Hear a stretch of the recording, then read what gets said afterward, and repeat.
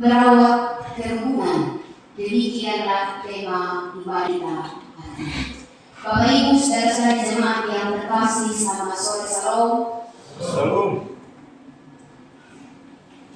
Pelangi adalah sesuatu yang cukup digemari, juga dikagumi oleh sebagian besar orang. Kenapa? Memang pelangi itu pelangi memang identik atau sama dengan keindahan. Apa yang buat dia indah? Perpaduan warna-warni yang ada dalam pelangi itu yang buat dia indah. Kita biasa kenal merah, kuning, hijau, bilang yang biru. Padahal sebetulnya masih banyak warna-warni.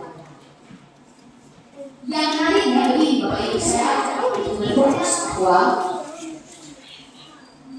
masing-masing warna dari pelangi itu dia mempertahankan wujud aslinya.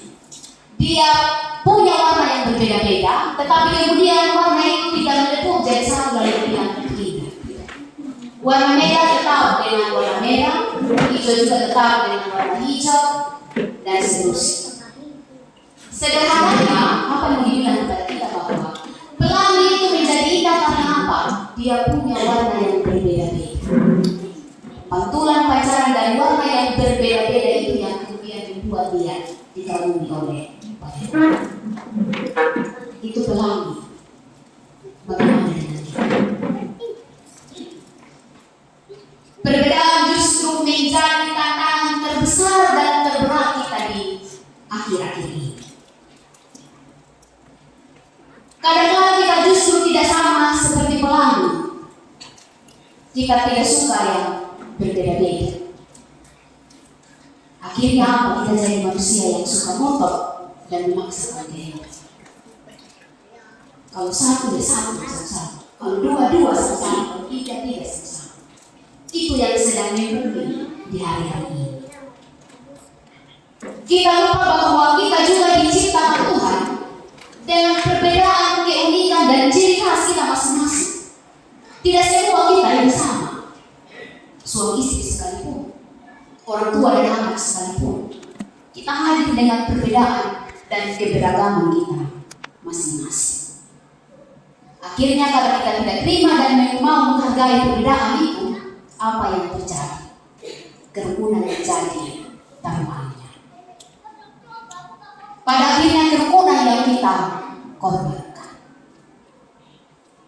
Perbedaan ini bisa saja menimbulkan konflik atau masalah. Di rumah misalnya, istri suka yang pedes-pedes, mau masak apa saja pasti harus pakai lombok. Tapi suami tidak suka yang begitu. Hal yang kecil ini Bapak Ibu, dia bisa saja menimbulkan konflik.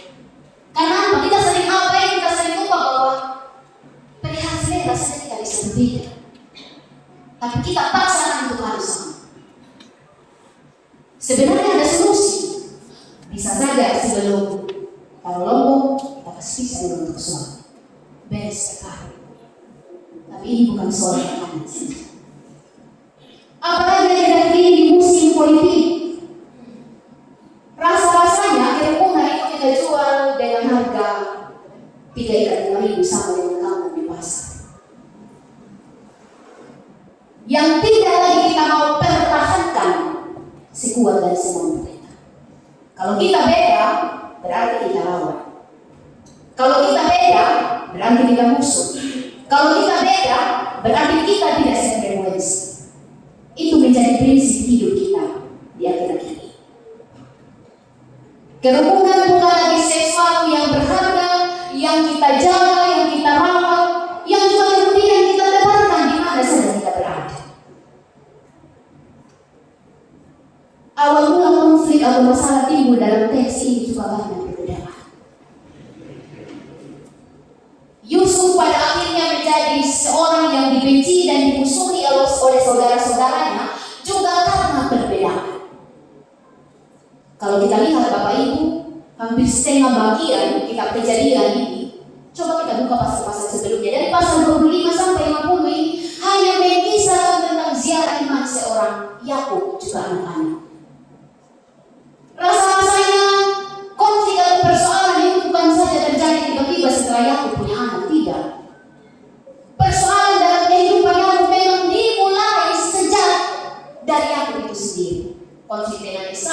konflik dengan Laban, lanjutkan lagi dengan anak-anaknya, sampai pada yang terakhir adalah kisah dan persoalan yang dialami oleh Yusuf. Kalau kita mau telusuri dalam teks ini, Yusuf sebenarnya adalah pemenangnya. Kenapa? Asli-asli dia buat Bapak-Bapak. Awalnya karena perbedaan perlakuan dari sang ayah Yakub, membuat saudara-saudaranya iri hati, dendam, menyimpan kebencian, dan kemudian mereka bersepakat untuk melakukan sebuah tindakan yang tidak pantas pada Yusuf, membuangnya ke sumur, bahkan menjebloskan dia di penjara. Bukan hanya itu, bukan dari saudaranya, Yusuf juga pernah mengalami persoalan ketika ia tinggal di rumah Potifar. Dia dituduh bersetubuh atau dalam bahasa kasar memperkosa istri Potifar. Bertubi-tubi persoalan konflik itu datang menghampiri Yusuf. Tapi yang ajaibnya, Yusuf tidak pernah menutup ruang Allah dalam hidup. Berkali-kali dia mendapatkan konflik dan persoalan, berkali-kali juga dia bukan pekerja dan berkali dalam hidup. Dibuang ke sumur dia tidak mati, dicoboskan di penjara juga tidak membuat dia patah semangat, dituduh bahkan bersetubuh dengan istri Potifar juga tidak membuat Yusuf stuck dan berhenti di situ. Tidak, dia terus berjuang. Karena apa? Dalam persoalan sekalipun dia tidak membuka ruang dendam, baik kepada mereka yang menyakitinya, saudara-saudaranya sendiri, termasuk kepada ayah. Bagi Yusuf, apa yang dia alami, pengalaman iman yang boleh dia peroleh setelah ziarah yang tidak mudah itu, justru harus menghantarnya untuk menjadi seseorang yang berdiri menebarkan kasih. Dan buktinya kita lihat dari mana Bapak Ibu? Dari teks bacaan kita hari ini. Yakub meninggal dunia. Saudara-saudaranya yang 11 orang ini mulai digantung. Bagaimana kita hidup? Pasti Yusuf membenci kita. Pasti dia akan murka dan marah terhadap kita. Itu terkadang mereka. Tapi apa yang Yusuf lakukan? Dia bilang, apakah aku ini Tuhan? Sekalipun dia pantas untuk membela dan perbuatan sudah mereka perbuat, tapi Yusuf karena dia mengingat dan mengutamakan relasinya dengan Tuhan, dia tetap merasa tidak pantas untuk memperlakukan mereka dengan cara yang tidak wajar. Dia tetap merasa tidak pantas untuk membalas perbuatan-perbuatan saudara-saudaranya. Sehingga Yusuf menjawab, oke, ayah kita Yakub meninggal dunia, tapi bukan berarti persaudaraan kita selesai di sini. Bukan berarti persaudaraan kita habis di sini.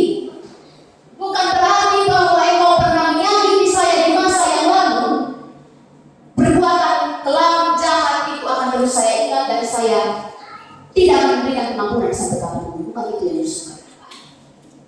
Yakub pergi dan dia merangkul saudara-saudaranya. Aku akan memberi makan, tidak hanya engkau, anak-anakmu juga. Itu menjadi jaminan Yusuf. Bapak Ibu saudara-saudara yang terkasih dan Tuhan Yesus Kristus, ini juga yang mau dikatakan kepada kita hari ini.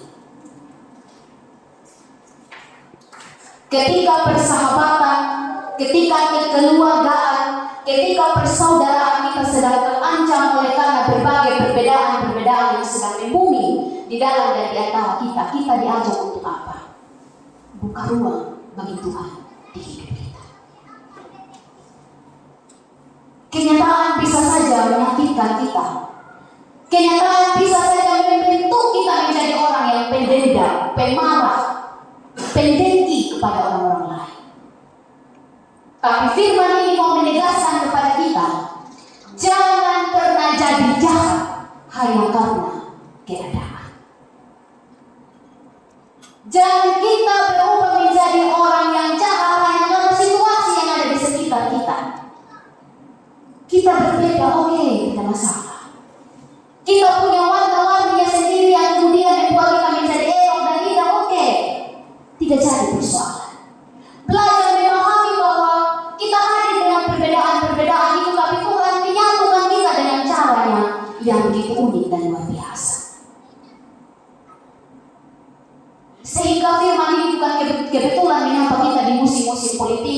yang lagi beberapa hari ini, saya pikir bukan hanya kandidat yang kita pilih, kita juga pendukung jauh lebih kita pilih. Firman ini menyapa kita untuk jangan sekali-kali kita mengorbankan kerukunan hanya untuk sesuatu yang datangnya sesaat. Sesaat ini politik, Bapak Ibu, satu hari setelah itu selesai. Mereka jadi bupati, kita jadi apa? Taduduk.com. Dan kalau saat ini kita sedang menjadi orang-orang yang melakukan dan mempertontonkan itu di kehidupan kita sehari-hari, sadarlah bahwa kita sedang tidak membuka rumah bagi Tuhan dalam hati kita. Yusuf, kalau saja yang jadi tolak ukurnya adalah perlakuan saudara-saudaranya, kisah Kejadian 50 ayat 15-21 ini tidak akan pernah, saya jamin itu. Kalau saja fokusnya hanya pada saudara-saudara. Tapi yang menjadi fokus Yusuf saat itu adalah relasinya dengan Tuhan. Hubungan dirinya dengan Tuhan itu yang kita pikir. Musabah juga berani, siap tabang, siap terima, diperlakukan berkali-kali, Bapak Ibu. Tapi saat butuh mereka datang mencari, saat ada maunya mereka datang mendekat. Kita juga mungkin tidak sanggup. Kalau manusia yang jadi fokus. Tapi kalau Tuhan yang menjadi tolak ukur kita untuk terus memperjuangkan hidup dalam kerukunan, tidak ada yang tidak boleh. Sekalipun kita ada dalam perselisihan, tidak perlu dihentikan pas kita baru kita mau damai. Kalau Tuhan yang jadi fokus hidup kita. Tapi kalau materi yang jadi tolak ukur, bisa saja sengaja kita buat masalah supaya dapat denda terus, babi, kain dan segala macam.